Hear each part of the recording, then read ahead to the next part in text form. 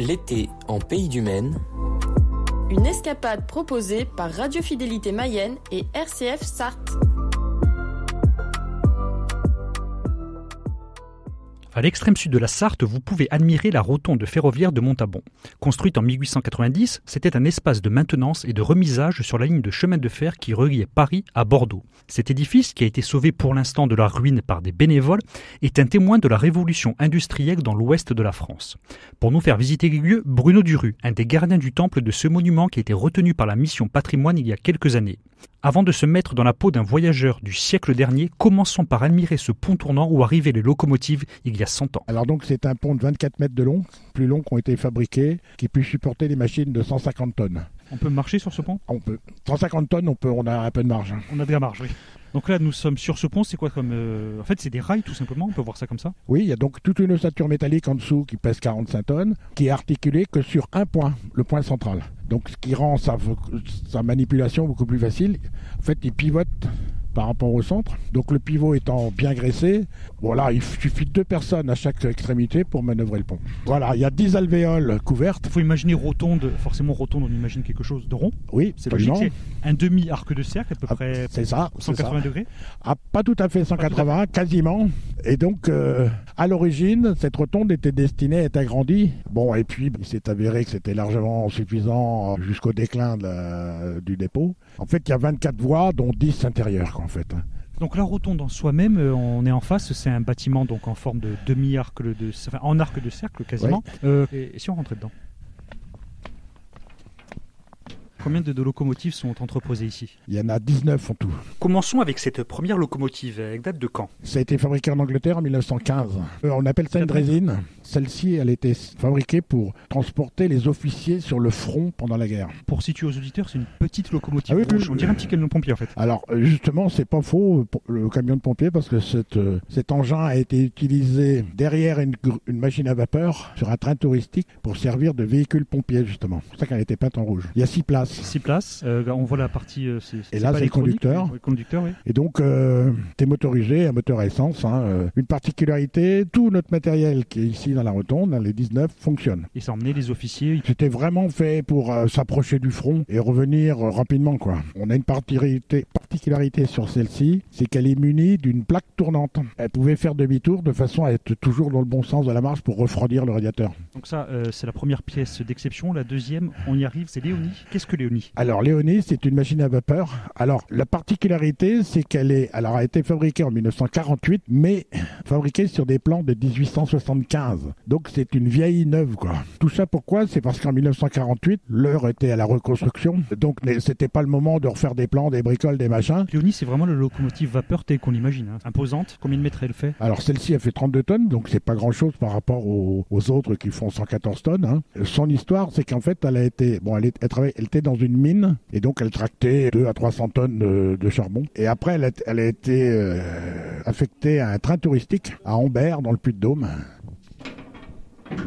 Donc nous sommes dans le poste de commande de Léonie. Question toute bête, c'est une tradition de baptiser les locomotives ? Non, pas spécialement. Disons que là, elle porte le prénom de Léonie parce que quand elle a été rachetée à la mine de Grand Combe par un particulier, ce particulier s'est fait aider par sa grand-mère pour faire l'achat. Et donc, en son hommage, il l'a baptisé Léonie. C'était compliqué, tous ces boutons, ça demandait une certaine technicité, on imagine ? Oui, parce qu'il ne faut pas se tromper. Il faut avoir un œil sur le niveau d'eau. Mm-hmm. Ça, en permanence, il faut avoir l'œil là-dessus. Alors après, les manomètres, parce que il faut vérifier quelle pression la chaudière est. Ça, c'est la marche avant, c'est la boîte des vitesses, en fait. Okay. Quand on tourne dans un sens, ça avance. Quand on tourne dans l'autre, ça recule. Parce que c'est très compliqué pour faire reculer une machine à vapeur. Parce que le mouvement est toujours identique. Et là, juste derrière, on voit le charbon. Le charbon. Il y a une petite cheminée, en fait, sous le poste de commande. Oui, c'est effectivement pas un gros foyer, mais c'est une petite machine quand même. Et il est obligé, le chauffeur, on continue d'alimenter ? Oui, c'est une pelle toutes les 2 minutes, quoi. On continue ? Là, on voit des affiches de l'Orient Express. Je suppose qu'elles ne sont pas là par hasard ? Non, on est devant la voiture-lit numéro 3434, qui donc est de 1929. Et donc, elle a parcouru beaucoup de lignes, mais principalement une qui allait à Bagdad. On a d'ailleurs le tracé là sur un petit panneau. Oui. Donc il y a tous ces tracés qu'elle a fait au cours de sa vie, de 1929 à 1970. Elle est beaucoup passée par Paris, Istanbul, Vienne. C'était le fameux trajet de l'Orient Express. Voilà, c'est ça. Alors Istanbul, après à Istanbul, il fallait prendre un bateau, parce que le pont n'existait pas encore. Hein. Donc il fallait... La gare qui est en face, c'est Heider Passa. Donc il y avait un bac. Donc là, on va décrire vite fait cette locomotive de l'Orient Express, c'est un wagon-lit. Voilà, 20 couchages, c'est-à-dire il y a 10 compartiments de 2 places. Donc c'était vraiment une voiture de luxe. On va voir à l'intérieur. Et donc sa particularité, c'était qu'elle était autonome. Savoir que pour aller à Bagdad, le voyage durait 6 jours et demi. Donc il fallait que les gens puissent se laver, se chauffer. Alors ils dînaient dans la voiture restaurant, mais dans la voiture lit, il fallait qu'ils aient tout le confort. Elle était dans un train qui avait combien de wagons en fait? Ah là, il y en avait une quinzaine à peu près. C'était vraiment un train de luxe. Ils cherchaient la rentabilité sûrement un peu, mais il fallait surtout... c'est un palace en fait, un sur roue. Hein. Donc on imagine que maintenant un wagon de cette taille-là, c'est quasiment une centaine de personnes au moins, hein, et là 20. Alors évidemment, le prix du billet était à l'échelle. Hein. Alors juste un petit coup d'œil à l'extérieur. La voiture était autonome. Alors donc, l'eau était embarquée dans des cuves qui sont placées dans le plafond. L'électricité était fournie par une dynamo qu'on voit mal, mais qui est là-bas sous les roues. Et l'électricité est stockée dans les batteries qui sont là dans les caisses. Et donc, à l'extrémité, on verra en ressortant, il y a une chaudière à charbon qui assure le chauffage et l'eau chaude. Donc la voiture pouvait être débranchée en gare sans pour autant que les gens pâtissent de l'arrêt. Bon, on va voyager dans le temps, on va rentrer dans l'Orient Express. Voilà. Donc on voit la longueur là, de la voiture, hein, ça fait long. Donc même les moquettes sont d'origine, ce qui est rarissime. On va rentrer dans une couchette, on appelle ça? Oui, c'est un compartiment lit. Hein, alors ça, c'est la composition classique. Ça, c'est la position nuit. Et à côté, c'est la position jour. Mais on va décrire tout ça. Donc c'est une grande banquette. Il faut savoir, c'était pour 2 personnes. Hein. 2 personnes. On est à l'aise, oui. Donc chaque compartiment a l'eau chaude, l'eau froide. Et là-dedans, mais il y avait une surprise. Il y avait quelque chose qu'on va retrouver dans le musée. On l'a mis sous vitrine parce qu'on ne veut pas que les gens y touchent. Alors, je ne vais pas dire ce que c'est un bourdalou, c'est son nom. Donc là, on est dans la partie jour. Un canapé, un lavabo, de la place pour mettre les bagages au-dessus. D'ailleurs, on peut voir des valises d'époque. Et ensuite, là, c'est la partie nuit. Comment est-ce qu'elle est aménagée?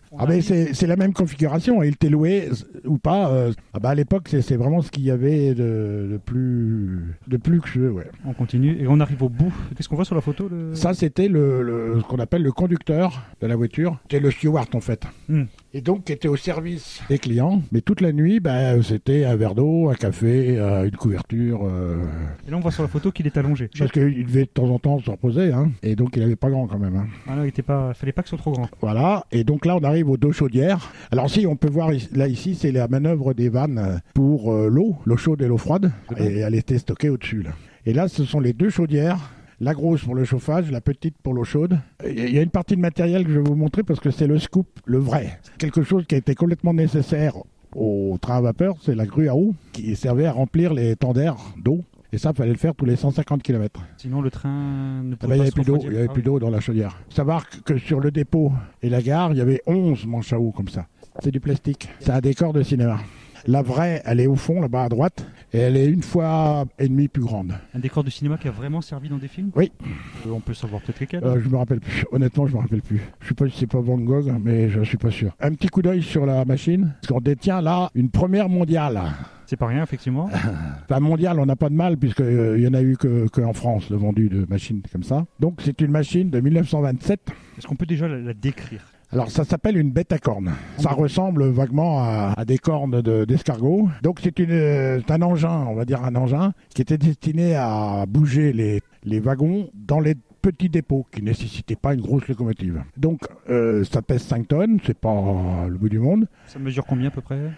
Ça fait 5 mètres à peu près, 5 mètres 50. Alors le moteur, c'est un moteur de Ford T de 1927. Alors oui, le moteur de voiture. Donc on l'a référencé par rapport à son numéro de série. C'est le moteur d'origine et il a été abandonné pendant 40 ans dans un dépôt de ferraille. Donc on l'a récupéré dans un état indescriptible parce que 40 ans dehors. Hein. On imagine, oui. Donc il est en restauration. Le moteur a été enlevé pour être refait. Et uniquement avec des pièces d'origine ou refabriquées sur mesure. Et samedi, nous l'avons mis en route. Et dimanche dernier, là, on a pu le faire circuler, marche avant, marche arrière. et c'est lui qui tractait l'autre engin. Bruno Duruy, ça marche à quoi comme c'est un moteur à essence. Moteur essence, tout simplement. Oui. Et donc... sans plomb. Alors, oui, mais on en rajoute, nous. Donc, il faut savoir que, a priori, alors des machines comme ça, il n'en reste plus que 4 en France, et nous sommes la seule qui bouge. Les autres sont vraiment à l'état statique, avec beaucoup trop de travail pour les rénover. On imagine que ça prend du temps de la rénover, de la mettre en état de marche. Un an. Un an, combien de personnes, combien de temps surtout? Chacun. Principalement une personne. Bon, d'autres sont venus donner un coup de main de temps en temps, mais c'est principalement une personne qui a passé presque 2 jours par semaine là-dessus. Donc on arrive dans le musée de la rotonde ferroviaire. Nous sommes devant la surprise qui était dans les wagons-lits de l'Orient Express. C'est le Bourdalou, c'est un petit pot de chambre spécial femme. C'est ça. Et il a toute une histoire. Alors donc on l'a mis de côté parce qu'on ne veut pas que les gens nous le volent ou nous le cassent. Donc il est sous vitrine. Alors c'est une pièce, c'est pas commun quoi.